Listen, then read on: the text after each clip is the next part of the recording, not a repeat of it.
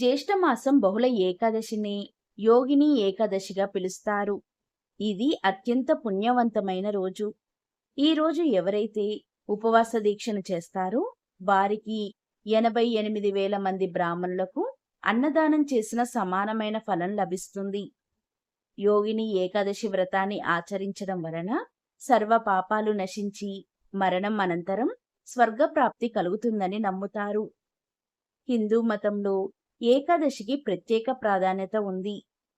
జ్యేష్ఠమాసం బహుళ ఏకాదశిని యోగిని ఏకాదశి అంటారు. ఈ వ్రతాన్ని ఆచరిస్తే మోక్షం లభిస్తుందని, అనేక రకాల పాపాలు నశిస్తాయని మన శాస్త్రాలలో వివరించారు. యోగిని ఏకాదశి రోజున ఉపవాసం ఉన్న వ్యక్తికి జీవితంలో ఆనందం మరియు శ్రేయస్సు కలుగుతాయి. ఈ రోజు ఉపవాసం చేయడం వలన ఇప్పటి వరకు మనిషి చేసిన పాపాలన్నీ తొలగిపోతాయని నమ్ముతారు. ఈ యోగిని ఏకాదశి రోజు ఉపవాసం పాటించేవారు దశమి నాటి రాత్రి సాత్విక ఆహారం భుజించాలి. మరుసటి రోజు స్నానం చేసి ఉపవాసం ఉండాలి. ఏకాదశి రోజు శ్రీ మహావిష్ణువును, శ్రీ మహాలక్ష్మిని భక్తి శ్రద్ధలతో పూజించాలి. ఈ రోజు వ్రతకథను తప్పకుండా చదువుకోవాలి లేదా వినాలి. ముఖ్యంగా ఈ ఏకాదశి ఉపవాసం రోజున మీరు విష్ణువుకు పాయసం సమర్పించాలి. ఇందులో తులసి ఆకులు వేయాలి. దీంతో శ్రీ మహావిష్ణువు మీ పట్ల ప్రసన్నుడై మీ కోరికలను తీరుస్తాడు. ఏకాదశి రోజున తులసి ఆకులు కొయ్యకూడదు. ఒకరోజు ముందే తులసి ఆకులు కోసి స్వామివారి కోసం పెట్టుకోవచ్చు. పంచామృతం శ్రీ మహావిష్ణువుకు ప్రీతికరమైనది. ఏకాదశి రోజు శ్రీ మహావిష్ణువుకు పంచామృతంతో అభిషేకం చేయాలి. పంచామృతాన్ని ప్రసాద రూపంలో తీసుకోవాలి. దీంతో మీరు శ్రీ మహావిష్ణువు ఆశీర్వాదాన్ని పొందుతారు. ఇలా చేస్తే ఐశ్వర్యం పెరగడంతో పాటు మీ కోరికలు కూడా నెరవేరుతాయి. యోగిని ఏకాదశి ఉపవాసం రోజున ఆరాధన సమయంలో శ్రీ మహావిష్ణువుతో పాటు దక్షిణావృత శంఖాన్ని పూజించండి. పూజ అనంతరం పసుపు, బియ్యం, శనగపప్పు, అరటిపండు, బెల్లం, పసుపు బట్టలు మొదలైన వాటిని దానం చెయ్యండి. ఇలా చేస్తే శ్రీ మహావిష్ణువు అనుగ్రహం వలన మీకు సంతోషం, ఐశ్వర్యం పెరుగుతాయి. ఈ రోజు రావి చుట్టుకు నీరు పోసి అక్కడ దీపం వెలిగించాలి. శ్రీ మహావిష్ణువు ఈ చెట్టులో ఉంటాడు. ఇలా చేయడం వలన విష్ణుమూర్తి అనుగ్రహం మీకు లభిస్తుంది. ఇక యోగిని ఏకాదశి రోజు సాయంత్రం తులసీమాతను పూజించాలి. తులసిని ఒక పీఠంపై పెట్టి నెయ్యి దీపాన్ని వెలిగించి కనీసం 5 లేదా 11 సార్లు ప్రదక్షిణాలు చేయాలి. ఇలా చేస్తే మీ సంపద పెరుగుతుంది. జీవితంలో సంతోషంగా ఉంటారు.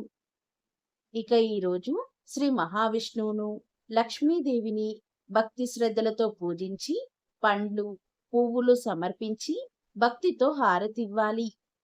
ఇలా చేస్తే శ్రీ మహావిష్ణువు దయతో మీ జీవితంలో సానుకూల శక్తి ప్రవేశిస్తుంది.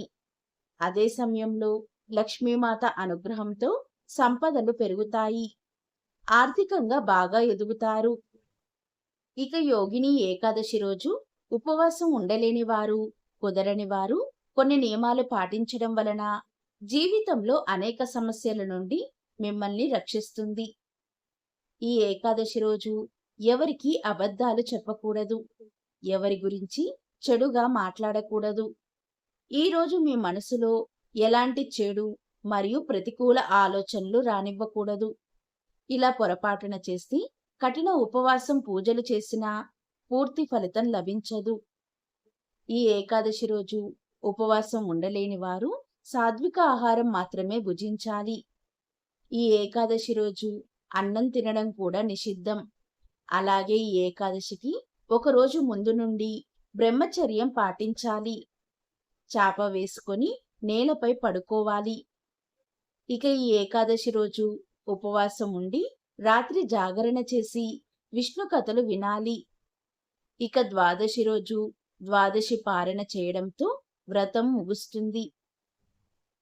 యోగిని ఏకాదశి మహిమను స్వయంగా శ్రీకృష్ణుడి ధర్మరాజుకు చెప్పినట్లుగా బ్రహ్మ వైవర్తన పురాణం చెబుతుంది. బ్రహ్మ వైవర్తన పురాణం ప్రకారం ఈ పవిత్ర కథను శ్రీకృష్ణుడు ధర్మరాజుతో ఇలా చెప్తాడు. ధర్మరాజా, యోగిని ఏకాదశి పవిత్రతను తెలిపేటువంటి ఒక పురాణ ప్రసిద్ధమైన కథ ఉంది. ఆ కథ వింటే చాలు, సర్వపాపాలు హరించుకుపోతాయి. ఆ పవిత్ర కథను ఇప్పుడు చెప్తాను, శ్రద్ధగా విను అని ఇలా చెప్పడం ప్రారంభించాడు. అలకాపురి నగరానికి ప్రభువు కుబేరుడు. అతను పరమశివభక్తుడు. కుబేరుడికి పువ్వులు కోసి తెచ్చేందుకు ఒక పరిచారకుడు ఉన్నాడు. అతని పేరు పుష్పమాలి. ఆ పుష్పమాలి భార్య పేరు విశాలాక్షి. ఆమె అందమైన ఆకారం కలది, ఎంతో సౌందర్యవతి. ఆమె యందు పుష్పమాలికి అమితమైన వ్యామోహం ఉన్నందువల్ల మన్మథునికి వశుడై ఉండేవాడు. ప్రతిరోజు ప్రాతకాలంలో కుబేరుడు శివపూజ చేస్తూ ఉంటాడు. ఆ సమయానికి పుష్పమాలి పువ్వులు అందజేయాలి. ఒకరోజు పుష్పమాలి తన ప్రియురాలి అందమైన ముఖాన్ని చూస్తూ ఉండిపోయాడు. ఇంటి నుండి కదలలేకపోయాడు. భార్య అందమైన ముఖాన్ని చూస్తూ మానస సరోవరం నుండి తెచ్చిన పువ్వులను తీసుకొని కుబేరుడి ఇంటికి వెళ్లడం మానేశాడు. భార్య ప్రేమలో పడి ఇంటి దగ్గరే ఉండిపోయాడు. అదే సమయంలో కుబేరుడు శివమందిరంలో పూజ చేస్తున్నాడు. పువ్వులు ఎప్పుడు వస్తాయా అని ఎదురు చూస్తూ ఉన్నాడు. మధ్యాహ్న సమయం అయ్యింది. సమయం మించిపోయినా పుష్పమాలి తన ఇంటి యందే భార్యతో ఉన్నాడు. కాలమును అతిక్రమించినందువల్ల యక్షరాజైన కుబేరుడికి మిక్కిలి కోపం వచ్చింది. తన సేవకులను పిలిచి పుష్పమాలి ఎందుకు రాలేదో కారణం తెలుసుకొని రమ్మన్నాడు. సేవకులు వెంటనే ఇంటి దగ్గరికి వెళ్లి విషయం తెలుసుకొని కుబేరుడితో ఇలా చెప్తారు. రాజా, పుష్పమాలి తన ఇంటిలోనే ఉన్నాడు. తన భార్యతో స్వేచ్ఛగా కబుర్లు చెబుతున్నాడు అని తెలియజేశారు. వెంటనే కుబేరుడు, యక్షులారా, మీరు త్వరగా వెళ్ళి పుష్పమాలిని ఉన్నవాడిని ఉన్నట్లుగా నా దగ్గరికి తీసుకురండి అని ఆజ్ఞాపించాడు. సేవకులు పుష్పమాలిని పట్టి తీసుకువచ్చారు.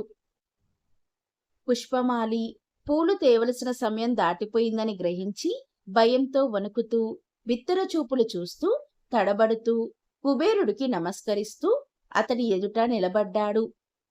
పుష్పమాలిని చూడగానే కుబేరుడి కోపం మరింత పెరిగింది. కళ్ళు ఎర్రబడ్డాయి. పళ్ళు కొరుకుతూ పుష్పమాలిని గద్దించాడు. ఒరై పాపాత్ముడా, దుష్టుడా, దుర్మార్గుడా, నువ్వు దేవుని పనినే నిర్లక్ష్యం చేశావు. కనుక కుష్ఠరోగంతో కూడినవాడై బాధపడుతూ భార్యతో శాశ్వతంగా వియోగాన్ని పొందు. అలకాపురి పట్టణాన్ని వదిలి వెళ్ళిపో అని శపించాడు. కుబేరుడు ఆ మాటలు అన్న వెంటనే పుష్పమాలి అలకాపురి పట్టణం నుండి వెళ్ళిపోయాడు. కుష్ఠరోగంతో మిక్కిలి బాధపడుతున్న శరీరాన్ని పొంది మరింత దుఃఖపడుతూ పతనమయ్యాడు. ఆ పుష్పమాలి మిక్కిలి భయంకరమైన హిమాలయ పర్వత అరణ్యంలో పడ్డాడు. తినడానికి ఆహారం లేదు, తాగడానికి నీళ్లు లేవు. పగటియందు సుఖం లేదు, రాత్రిపూట నిద్ర లేదు. మిక్కిలి అలమటిస్తున్నాడు. చెట్ల నీడకు వెళ్తే చలిబాధకు కుష్ఠవ్రణములు మరింత బాధ పెడుతున్నాయి. ఎండలోకి వెళ్తే వేడి తట్టుకోలేక బాధపడేవాడు. అయినా పుష్పమాలి శివపూజకు పువ్వులను కోసి సమర్పించేవాడు కనుక ఆ పుణ్యప్రభావం వలన అతనికి పూర్వజన్మ జ్ఞానం కలిగింది. అతను చేసిన పనికి పశ్చాత్తాపడుతూ భయంకరమైన అరణ్యంలో అటూ ఇటూ తిరుగుతూ పరమ పవిత్రమైన హిమవత్ పర్వతానికి చివరకు చేరుకున్నాడు. అక్కడ పుష్పమాలి మునిశ్రేష్ఠుడైన మార్కండేయ మహర్షిని చూశాడు. మార్కండేయుడు చాలా గొప్పవాడు. ఆయనకు బ్రహ్మదేవుని లెక్క ప్రకారం 7 కల్పముల వరకు ఆయుర్దాయం ఉన్నది. ఆయన ఎప్పటికీ చిరంజీవిగా ఉంటాడు. ఆ మహర్షి ఆశ్రమం బ్రహ్మదేవుని సభతో సమానంగా ఉన్నది. పుష్పమాలి ఆయన ఆశ్రమ ప్రాంతానికి చేరుకున్నాడు. పాపకర్మ చేసినవాడు కనుక దూరంగానే నిలబడి మహర్షి యొక్క పాదపద్మములకు నమస్కారం చేశాడు. అంతట మార్కండేయుడు పుష్పమాలిని చూశాడు. కుష్ఠువ్యాధితో బాధపడుతున్నాడని గ్రహించాడు. వెంటనే పుష్పమాలిని దగ్గరికి పిలిచాడు. నీవు ఎందుకు కుష్ఠువ్యాధితో బాధపడుతున్నావు? ఏ పాపకర్మ చేశావు? ఎందువల్ల అందరిచే నిందింపబడుతున్నావు? అని ప్రశ్నించాడు మహర్షి. మార్కండేయ మహర్షి ప్రశ్నకు సమాధానంగా, నేను యక్షరాజైన కుబేరుని వద్ద సేవకుణ్ణి. నా పేరు పుష్పమాలి.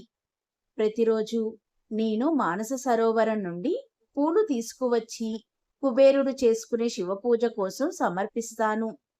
ఒకరోజు నా భార్య మీద వ్యామోహం వల్ల నేను సమయానికి పూలు అందించలేకపోయాను. ఆ కారణంగా యక్షరాజు నాపై కోపగించాడు, శపించాడు. నిజంగా జరిగింది ఇంతే అని శాపకారణాన్ని వివరించాడు పుష్పమాలి. అందువల్లనే నేను ఈ కుష్ఠువ్యాధితో బాధపడుతున్నానని తన కథను చెప్పాడు మహర్షికి. అంతేకాదు, భార్యతో వియోగాన్ని పొంది బాధపడుతూ మీ ఆశ్రమానికి అదృష్టవశాత్తు చేరుకున్నానని అన్నాడు. మహాత్మా, మీ వంటి వారి మనసు సహజంగానే ఇతరులకు ఉపకారం చేయడంలో సమర్థత కలిగి ఉంటుంది. నేను పాపం చేశాను అనడంలో సందేహం ఏమీ లేదు. కాని ఈ దీనుణ్ణి ఏదో విధంగా రక్షించి సద్గతి కలగజేయమని ప్రార్థించాడు పుష్పమాలి. పుష్పమాలి ప్రార్థన విన్న మహర్షి అతనితో ఇలా అన్నాడు. నీవు నిజమే చెప్పావు, అబద్ధం చెప్పలేదు. కనుక నీకు శుభం కలిగించే ఒక వ్రతాన్ని ఉపదేశిస్తాను అని అన్నాడు. ఆ వ్రతమును నీవు ఆచరిస్తే అంతా శుభం కలుగుతుంది. ఆ వ్రతం ఏంటంటే, త్వరలో జ్యేష్ఠ బహుళ ఏకాదశి రాబోతుంది. ఆ ఏకాదశి పేరు యోగిని ఏకాదశి. ఎంతో పుణ్యాన్నిచ్చే ఆ పవిత్రమైన రోజు నీవు ఉపవాసం ఉండి జాగరణ చెయ్యి. ఆ వ్రతం యొక్క పుణ్యప్రభావం వలన నీకు కుష్ఠరోగం తప్పకుండా నశిస్తుంది. ఇది ముమ్మాటికి నిజం అని అన్నాడు. మార్కండేయ మహర్షి చెప్పిన మాటలు విన్న పుష్పమాలి మిక్కిలి ఆనందించి నేల మీద పడి మహర్షికి సాష్టాంగ నమస్కారం చేశాడు. వెంటనే అతన్ని పైకి లేవదీశాడు. దాంతో పుష్పమాలి పరమానంద భరితుడయ్యాడు. మార్కండేయ మహర్షి ఆదేశాన్ని పాటించి పుష్పమాలి ఉత్తమమైన యోగిని ఏకాదశి వ్రతాన్ని ఆచరించాడు. ఆ వ్రత ప్రభావం వలన అతనికి కుష్ఠువ్యాధి నశించింది. అతని శరీరం దివ్యమైన కాంతితో వెలిగిపోయింది. వెంటనే పుష్పమాలి తన భార్య దగ్గరికి వెళ్లి వారిద్దరూ సుఖంగా జీవించారని శ్రీకృష్ణుడు ధర్మరాజుతో చెప్పాడు. కాబట్టి ధర్మరాజా, ఈ యోగిని ఏకాదశి ఎంతో పవిత్రమైనది. ఈ యోగిని ఏకాదశి వ్రతాన్ని ఆచరించిన మానవుడు 88,000 మంది బ్రాహ్మణులకు భోజనం పెట్టినంతటి పుణ్యాన్ని పొందుతాడు. ఈ వ్రతం సమస్త పాపములను నశింపచేస్తుంది, ముక్తిని కూడా ప్రసాదిస్తుంది. ఈ యోగిని ఏకాదశి మానవులు చేసిన పాపాలన్నింటినీ పోగొట్టి మహాపుణ్య ఫలితాన్నిస్తుంది. కాబట్టి ఎంతో పవిత్రమైన ఈ కథను ఈ రోజు విన్నా, చెప్పినా, చదివినా 1000 గోవులను దానం చేస్తే వచ్చే ఫలితం వస్తుంది. సకల శుభాలు మీ ఇంట్లో కలుగుతాయి.